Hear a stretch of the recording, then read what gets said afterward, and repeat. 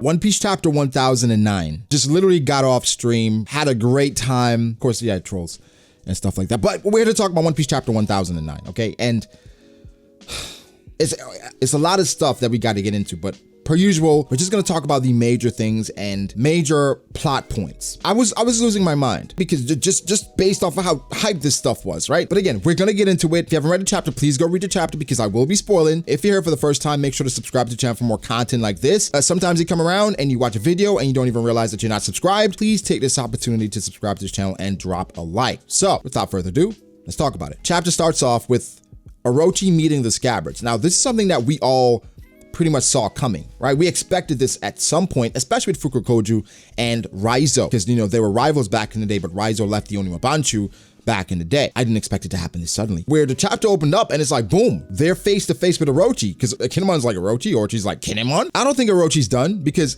this seems just too whimsical, I think. Based on how he returned, Orochi still has something to do. And even for his entirety of his arc, I don't think it's fully closed yet. And there's a theory going around that you have to cut off all of his heads. And so far, I saw people saying that it seems like he came in with 8 or 7. So Orochi should still be alive. That may be his power, where based on how many heads he has, the more heads you cut off, then the closer he is to death. I'm sure there's some lore that or something, but based off right now, I don't think Orochi's dead. And I don't want to harp on One Piece and death and character. I don't want to harp on that because we've talked about that ad nauseum, right? About deaths in One Piece. But this is a situation in which the death doesn't feel like a death. It feels like a way for Oda to remove Orochi from the situation temporarily, but he will come back to do something that's even more annoying to our cause being the Alliance, but I don't think he's done. I think it's just not complete as yet. And in a way, I feel like Orochi probably will see Kanjuro again. I think that probably will happen, right? But Raizo versus Fukurokoju, that's something that was foreshadowed all the way from the beginning. And so that happening now is expected. I did like the dialogue here. Raizo says, "You show such devotion to a dead fool." And Fukurokoju says, "Well, I can say the same about you guys." And I thought that was perfect, where it's been some of the best back and forths in the last couple chapters, where we had the Perispero stuff with Carrot, then we had Orochi and Jack, and in this chapter, we had Raizo and Fukurokoju, where it's been great banter back and forth. I mean, we were talking about this earlier today, where I can't wait for Sanji and Perispero, because that's going to be amazing as well. We just got to see how this plays out with Fukurokoju and Raizo. A bulk of this chapter, though, was about the rooftop, and you know how I feel about the rooftop. When it's on the rooftop, I lose my mind. To sum it all up, right? Zoro hype. Zoro, Woro hype. Big Mom and Kaido decide to try a combined attack at Big Mom's suggestion, right? And they said, you know, I wonder how many will survive. It's like playing with their food. They're rats trapped, right? And they're like, let's see if you can handle this. Before that, Kid talked to Law and said, wait, can't you just transport one of them? And Law says, no, their haki's too strong. I would have done it already if I could. Now, this haki argument is a very important one and something we can have a conversation about, because there's been discussion about it, where haki and how it impacts Law's devil fruit. And we saw how Law interacted with Dofi, and in certain situations he couldn't be as overpowered as we've normally seen him. And so in this situation, he can't use what we've seen to be one of his more basic attacks in shambles to transport them, right? And again, this is something we'll talk about a bit more in depth, because I'm really interested in that because of how much haki isn't as fleshed out, but it's so important to these interactions, especially when you talk about devil fruit versus haki,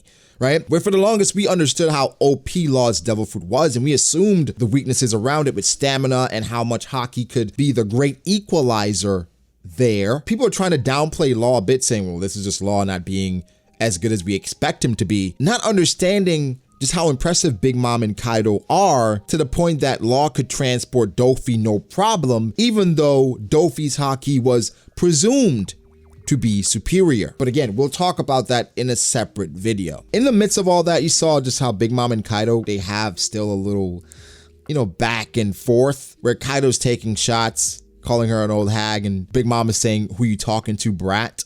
And then they use the combined attack. I find it interesting that this chapter is called Hell, after what Luffy said in the previous chapter, because Big Mom and Kaido, based on what was happening, Luffy's like, well, I've been to hell and back. And it seems like they are saying now, oh, you've been to hell and back, have you? Let's show him actual hell. And then we saw Ocean Sovereignty, which may be the strongest attack that we've ever seen in a series. Because again, it's two Yonko attacking at the same time, combined named attacks. The hype moment of this chapter, though, is our boy Zoro jumping in front of a combined attack, again, from Big Mom and Kaido. And, you know, it was some dialogue about what Zoro actually did. Because initially I thought Zoro just blocked it by himself. No assistance, no aid, because, you know, the others were uninjured. So Zoro took the full brunt force of the attack.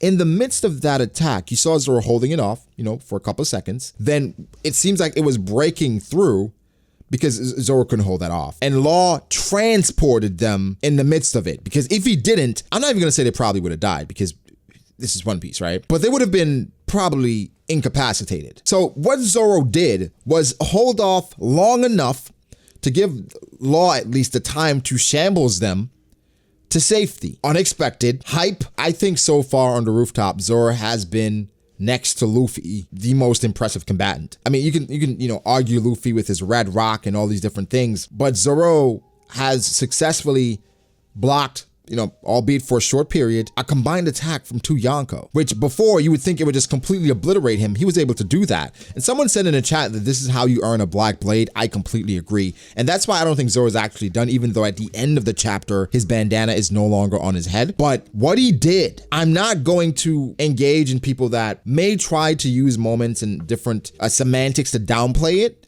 because no matter how you spin it, how you twist it, how you move it, Zoro was wildly impressive. And, you know, we've said this before, how much can he grow? How far can he go at this point in regards to potential and how strong he is? And this isn't an Enma thing, because some people may try to explain it away and say, well, he has Enma, obviously should be. No, this is a momentous W from Zoro that I didn't think was possible. Even for the short period of time that he did it, I didn't think it was possible, and Zoro exceeded my expectations yet again. Yet again. I don't even have to say who the MVP of this chapter was. But the thing is, Luffy may have had some credence in what he said about Kaido and their limits, because Kaido dodged Luffy's attack here. But again, we'll talk about that more Sunday. What I want to focus in on a bit more is the camaraderie, well, more so the teamwork and choreography being displayed on the rooftop, where the Supernova, they're working seamlessly together. Again, we're not sure exactly how much time has passed. It's been enough time so they understand how each other fights now. So they're using combination attacks that are, I mean, some of the best since Thriller Bark, and even supersedes what we saw in Thriller Bark because of the level of opponent and even just some of the combinations. We'll get into how just devastating Hybrid Kaido seems to be, because it doesn't seem to be any drawback in power. However, you can talk about Kaido dodging Luffy's attack because of how much, how different he is in that form. He's not as resistant to attacks in that form. This is more of his attack form. Right now, he's the attack titan. I think that's something you can probably jump to, even though we don't like jumping to conclusions on this channel. Yeah, we do. But Kaido seamlessly transitioned to different attacks with no issue. A lot more nimble, a lot more quick. The transition into his attacks, no end lag whatsoever. If you play Smash or fighting games in general, no end lag. It was it was crazy. But the combination attack on Big Mom is an exceptional one. Disarming her, removing Zeus and Prometheus, locking them in a box so they can't escape. Then going right to the Big Mom attacked Kid locking the metal on his arm, the metal on her arm, taking Big Mom's blows, repel, Law using tact. She's falling off the rooftop. I am blown away at how impressive that is. When Oda wants to, he can really draw or illustrate spectacular interactions. It takes me back to the Alti and Luffy interaction where they were fighting and actually throwing hands, and the choreography of that interaction is splendid. Where again, Oda doesn't draw fights as often, or lengthy fights. It's normally a quick clash here and there, but this is why I'm disappointed sometimes when we don't see things, because when we do, and when Oda wants to get into his duffel, his bag, things like this can occur. But I really, really liked how they used Big Mom's strength and somehow her overconfidence against her, where she thought, okay, you took away Zeus, you took away Prometheus, you still think you can beat me? Big Mom and Kaido is so confident in how powerful they are, where it's starting to dwindle a bit, especially with Kaido. But again, that could go back to his form, where it's not as resistant to attacks. Something that I said, and again, I don't want to harp too long because we'll definitely delve deeper into the chapter. You know what? People get mad at me sometimes. Not mad, but people are like, why do you call the Viz the official translation? Because it literally is. I have to say, the scans sometimes are just so much better in regards to dialogue that I am more appreciative of. Not saying it's more correct, because when you read the Viz, you can understand it's more easily digestible, but the scans are a bit more raw. Feels like outlaws speaking. It feels like those are pirates talking to each other, which sometimes is a curse word here and there, where the Viz overall, like when I talk to people that, you know, speak Japanese, they say the Viz is superior because it captures what the story is trying to tell us more concisely, but the scans gives us a more raw view of what they're trying to say, while we can interpret it in our own ways, which could be dangerous, but more entertaining and fun, especially with the dialogue. There's no way you're telling me, again, I don't want to disrespect the Viz because I think Stephen Paul does an amazing job, but the Inuyasha and Jack moment in the scans, I think, was easily superior to the Viz. We're not here to debate what's better. I'm just telling you guys just how much I appreciate the rawness of the scans.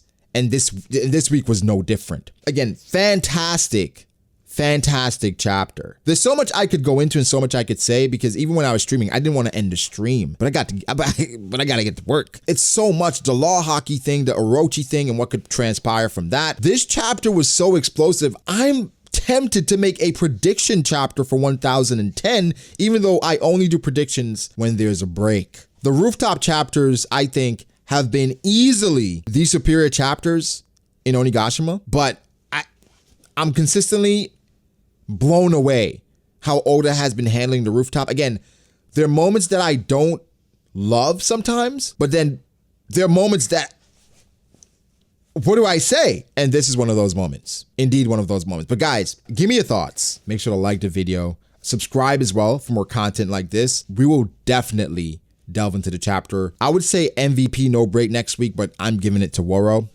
Zoro. What more can I say, right? What more can I say? But guys, give me your thoughts. Make sure to leave your thoughts below. Like the video, subscribe to the channel for more content like this. Follow me on Twitter at BragoDAce, because we will be continuing the discussion on Twitter. Follow me on Instagram at Bragody.ace. Thank you to my patrons. I appreciate all you guys so much. Guys, is Wano ending sooner than we thought? I'm not sure, because Oda could completely incapacitate Big Mom here. Because the last time Big Mom fell into the water, she lost her memory. So, but guys, like, subscribe. I'll catch y'all in the next one, man. Peace.